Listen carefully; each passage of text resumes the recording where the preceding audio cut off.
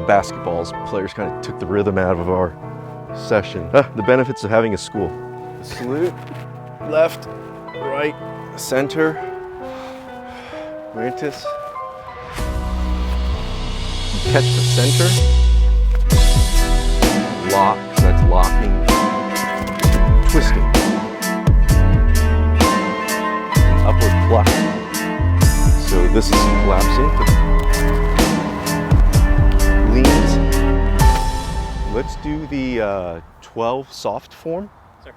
And embedded into the 12 soft form, it's the 12 soft principles. It's easier for students to understand hard principles because that's our nature. Our innate nature is to be hard and rigid. There's the 8 hard form where the technique, it's more of the offensive technique is hard. The punch, the strike, the attack is hard. Whereas the 12 soft principles is the defensive mechanism of the combat situation. How are you going to handle the attack that's coming?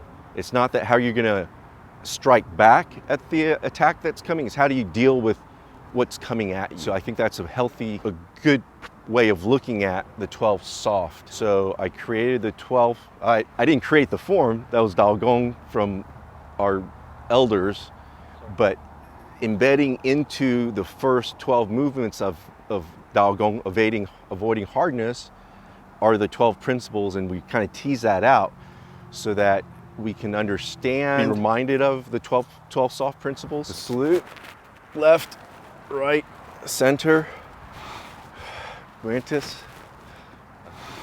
First movement,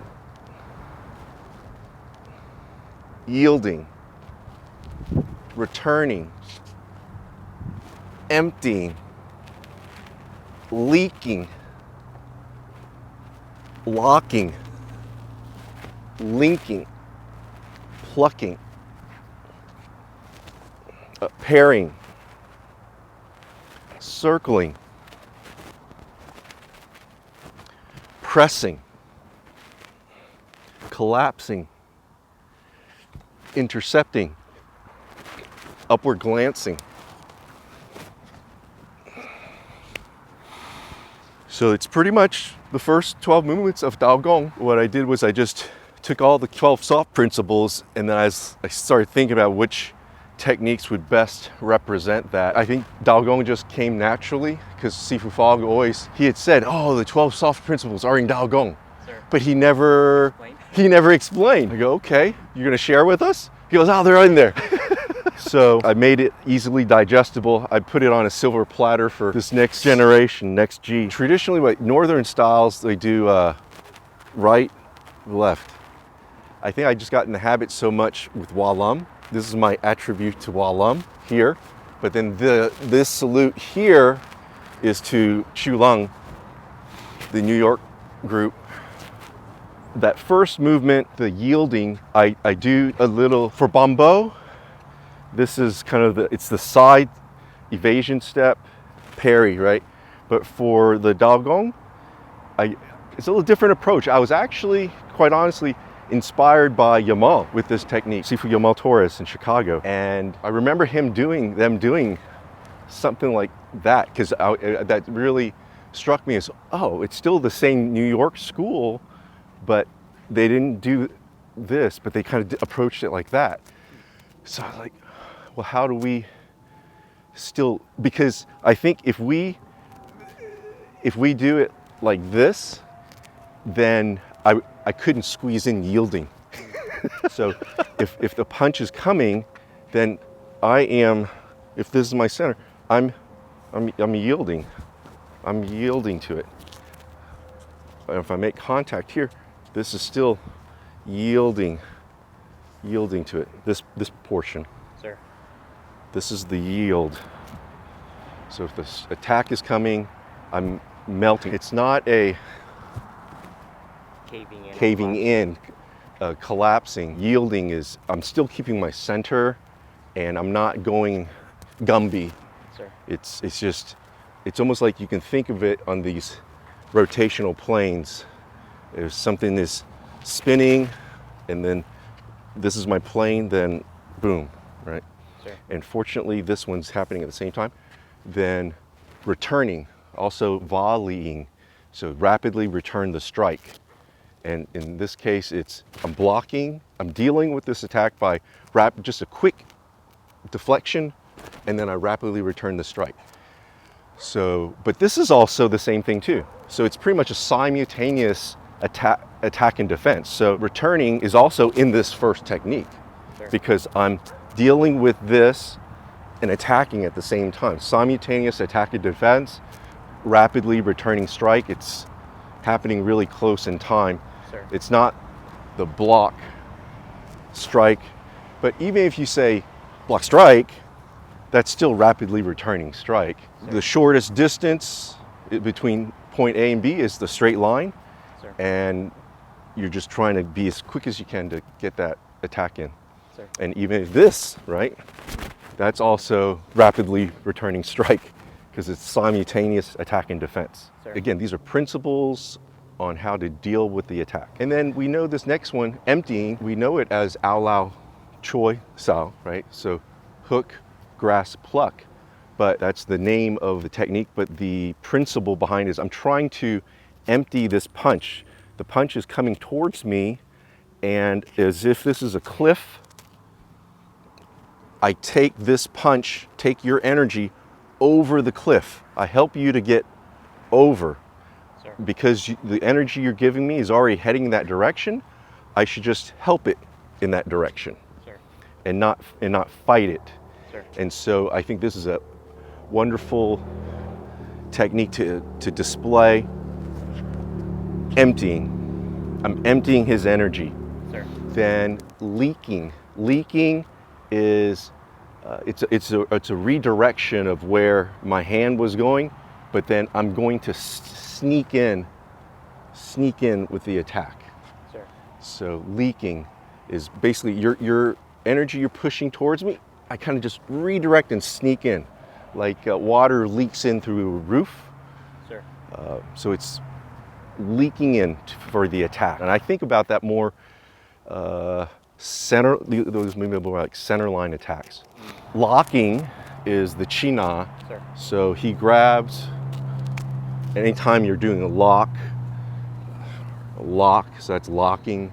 Any type of China is that. And there's all sorts of China, but then you study all the other aspects of China too. But just the most common one for the one we do in Mantis is the wrist lock, because we see that in the forms. That's the one that I really actually use, or the reverse one. That's really all I do for the locking technique. And then the next one's linking. So that's kind of an homage to where one fist becomes three. Henry Chung always emphasizes that principle. One hand becomes three, and he loves talking about, it's kind of like the hidden hand. A good example, this one would also be number 7 in 14 Roads, Slipping Palm. It's kind of like 1, 2, this distraction, but then the 3. So one hand becomes 3 because this is now slipping in. Sure. So the linking is almost like thinking about 3 techniques together, almost like simultaneous defense and attack. Sure. Together. So that's more just the linking and the continuous flow. What makes Mantis unique is that the whole form just flows. It's bum, bum, bum, bum, bum, bum, bum, bum, bum, bum, bum, bum, bum, bum, bum. But they start off as kind of elements of 3. You know, one hand becomes 3, then 3 becomes 6, and then 9. And so bum, bum, bum, bum, bum, bum, bum, bum, bum, bum, bum, bum. So that's what I think about for leaking, is you don't ever just stop with one technique, boom, and then that's it. It should be boom, boom, boom, boom, and then you keep continuing on. Sure. So that's the linking. And then the plucking. Plucking is anything from the ao lao choi, this pluck. So this energy goes here, or this one is for Dao Gong is the downward pluck. Sure. And then you could also have an upward plucking is from Mui Fa Quan, and so it could be an upward pluck, right? Get the direction going, get the person going up, then you open up the bottom, boom. Now this is all open, so it's upward pluck. So the pluck doesn't have to just be downward, and it probably depends on your height differential and then the opponent's energy if they're given. So think about plucking in this horizontal plane from out to in, from up to down, or from lower to higher. And then parrying, that's anytime the hand is going from outer to inner, right? Outer to inner, the parry. And then circling. So circling could be from the whole body, moving. And in this case, so if you throw the strike and I feel the resistance, I'm empty. There's a little bit of the emptying, and then I'm redirecting my strike. I'm redirecting my attack. So that's circling. Again, this is more on the defensive action, right? You know, this is where it starts, right? That's the circling. It could be my whole body, or it could be just the arm. Circling, I feel the resistance, and I'm using the circle to get on out. That's one way of thinking about it. Another way of thinking about it on a energetic perspective is every attack, it kind of has a circular flow, circular motion. So even if we're talking about this, if you look at the dynamics, there's a giant circle going on here. It's coming in and out. So there's a circle. You're dealing with it in a circle. Oh, well, okay, millstone palm. Would millstone palm be circling? You give me an energy, boom. Then it's this circular motion. So that's circling. Downward pressing. So it's taking something from here, and it doesn't take a whole lot of energy I don't have to do that. And then now this is open, right? So downward pressing. So fanxie, if this is used as a block, the next one is collapsing, and you can only really understand it by feel, right? So I got this going here, and if I feel tension here, I'm not collapsing my center. However, you still could do that, but we'll talk about that. Collapsing is, I'm feeling the resistance, and it's this. You have to feel it. If you give me a little resistance, up, yeah. I'm feeling and sensing that, and then I'm releasing. That's the collapsing. And I'm releasing. And that's kind of the same thing here. This would be a collapsing. You're punching, you got my center, and I'm kind of collapsing. But I don't want us to confuse collapsing with going Gumby.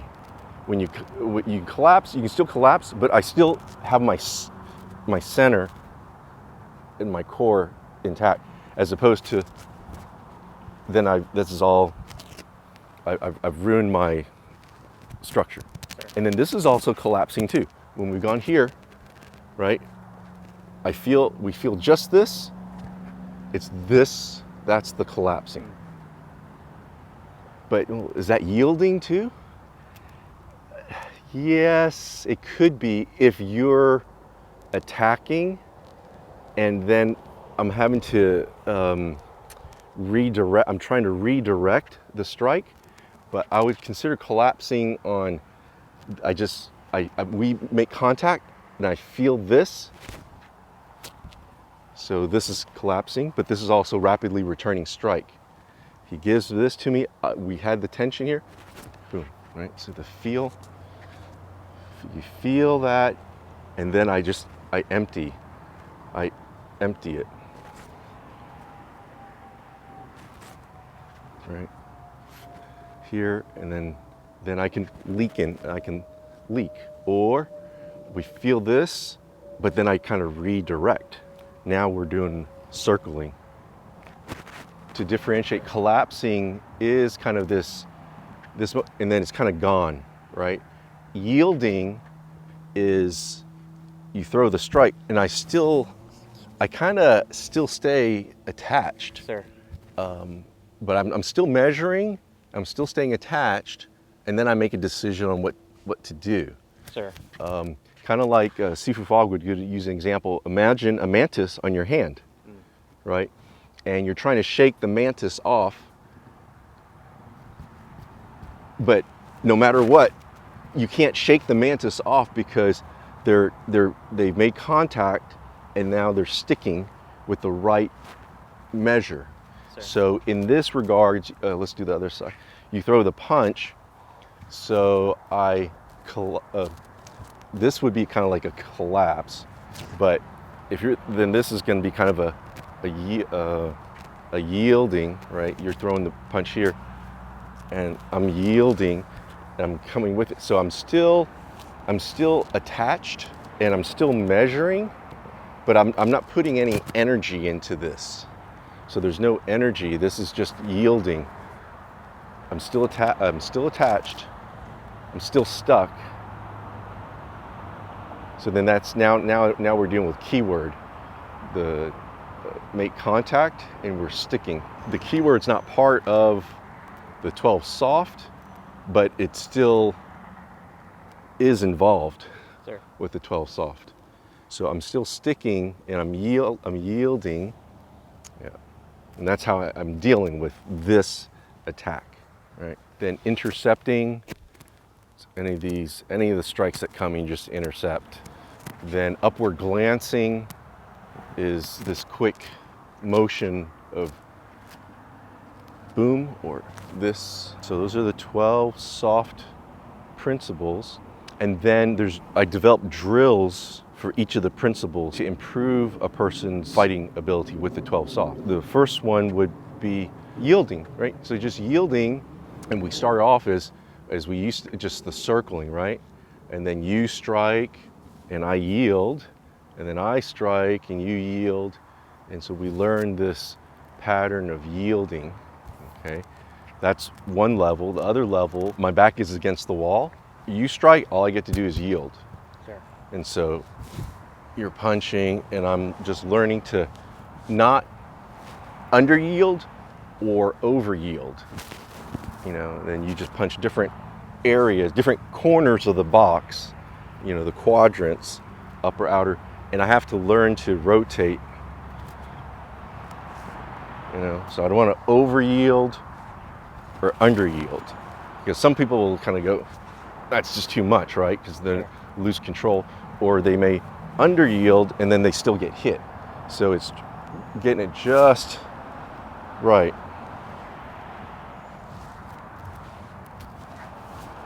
And this is kind of how you untrain part of the hardness in a person, because they're so hard. This is I think part of the process of learn to dissolve all that hardness. And so then when you're in a combat situation, and then someone just throws a strike, that's how you respond, as opposed to or meet hard versus hard. Sure. So it's reprogramming the mind to yield as opposed to be hard. For the collapsing, I thought this was a good one. It's essentially, you're still attacking me, but see, as soon as I make this contact, you collapse and you have to redirect your strike. And then you can then throw in the other arm. I think the other ones are a little bit more, the parrying. You know, you can have students parry each other all day, but or the downward. In the books, you see this.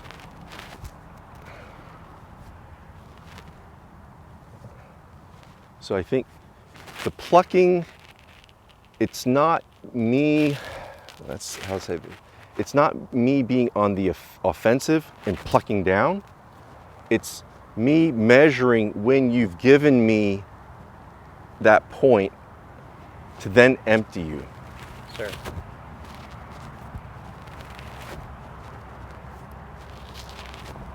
So it's not me forcibly doing the pluck. It's me feeling that this is kind of given, it's extended, and then I bring it down. Sure. So it's training. When's the best time to pluck? Right. Okay. So I still make contact. I measure, and I feel, oh, almost over the edge. Now I pluck.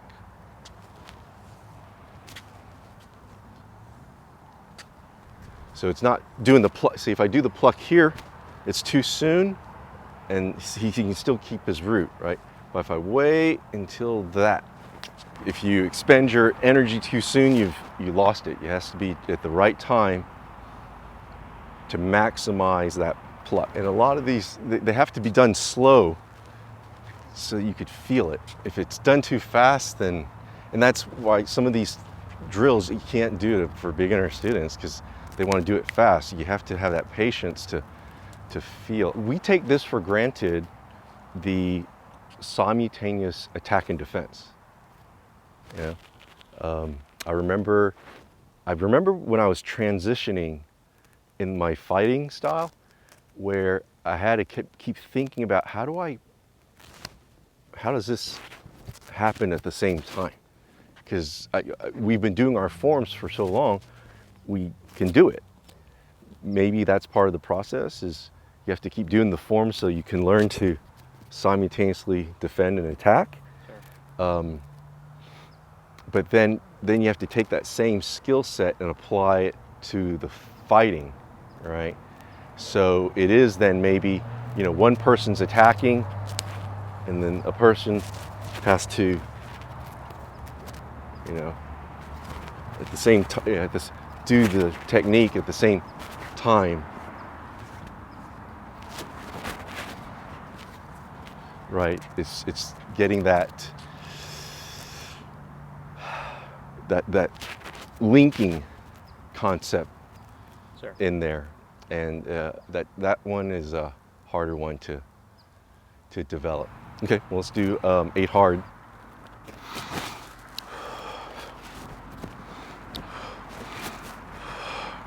Okay, first one, splitting,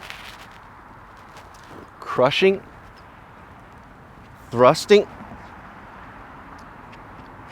elbowing, changing, not circling, changing, palming, leaning, compressing. So that's the 8 hard. Again, the hard is the gong, the attack, how you're gonna attack somebody. The emphasis is on the attack and not the defense. And so with this one, it's the energy, it's a splitting energy. So he attacks, I'm attacking by splitting his energy so that he falls, okay? So any of the trips and sweeps, I'm splitting the energy. And then the crushing is a downward attack from the pek choi or the fan che, or even the bung. It's a downward attacking force. Then thrusting is straight, a drilling motion. And then the elbowing, it's not necessarily the elbow attack, it's more the twisting.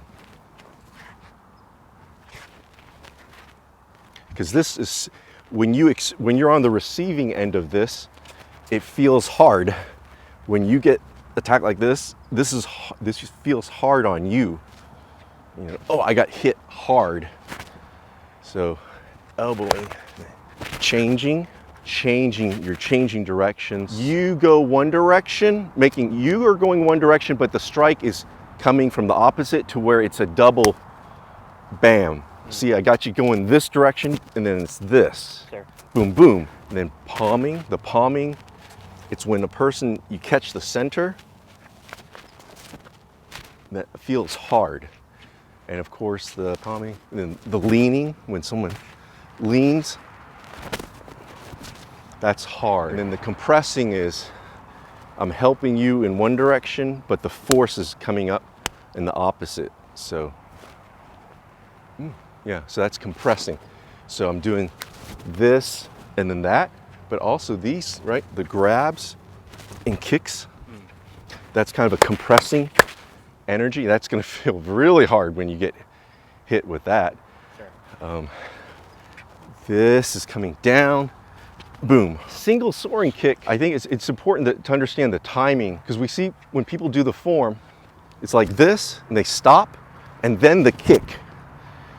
And I think we need to rethink that when we do our forms. When you're really doing it, it has to be right here. So as soon as this is happening at the same time. But we tend to just go pause, picture, photo, then kick.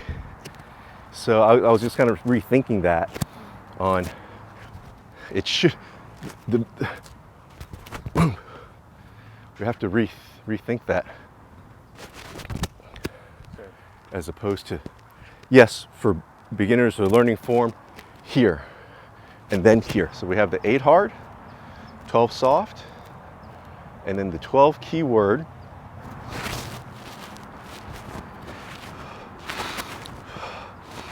Okay, so 12 keyword form.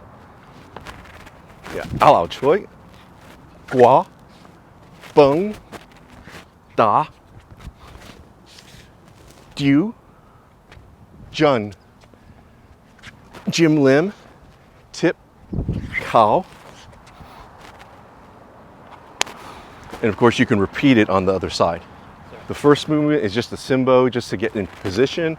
Ao, hook, grasp, pluck, choi. Alao choi. Gua, to hang. Bung, the bung means the downward. The technique is back fist, but this still could be a bung energy coming down as a hammer fist strike. That's why I kind of do it like that. Da means to just any type of attack. Could be a kick, a knee, shoulder, headbutt, elbow. Da means to just attack. Du.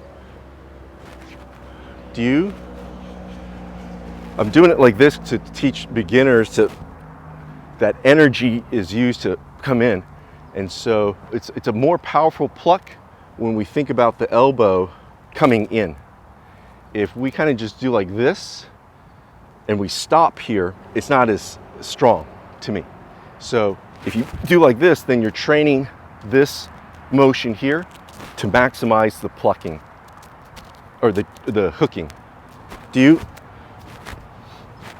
People will want to just hook, and it's the same issue. You're hooking too far out. The maximum time to do the hook is he punches, I have the hook, and I'm waiting for the pluck. I'm trying to do the pluck at the same time. I'm not just going to hook to hook for hook's sake. There's the hook, waiting for the right extension to then pluck. And then Jun means a forward attack. Jim means to make contact.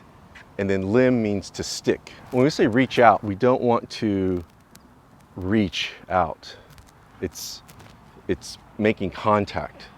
So if we make contact, I want to make contact on my terms. Here. If I do this, then that makes me more prone of you plucking me. Sure. Right? So if I make contact, I don't want to make contact for the sake of just making contact. Sure. I want to make contact on my terms where I have my center and my hands are where they need to be, or else you can take me off my center. Sure. So I want to make contact on my terms. Sure. All the principles you want to do on your terms and not force the principle, but use the principle when it's the right time. Sure. So we make contact, but then you bring your hand back, I stick. I stay stuck. Without the sticking, we just make contact. But it's based off what you do next, that if you go down, I go down. I stay stuck. That's the limb, the sticky part. So I kind of had to force this one because, so I'm making contact, and if this person attacks, to stick, all right, and then tip to close the gap, right? So boom, I'm closing the gap, closing this distance, tip, and then cow, then to lean. Sir. I think I messed up on the previous video. I left out the du jun. So ao lao choi, gua bung da, du jun, jim lim, tip cow. You can extend out too much, but then I think for the close in, you can, that's your escape. Sir. But that's my thinking. You go past the outer defense, and that's why we always do this, right? There's always this, because then this inner hand can come save the day.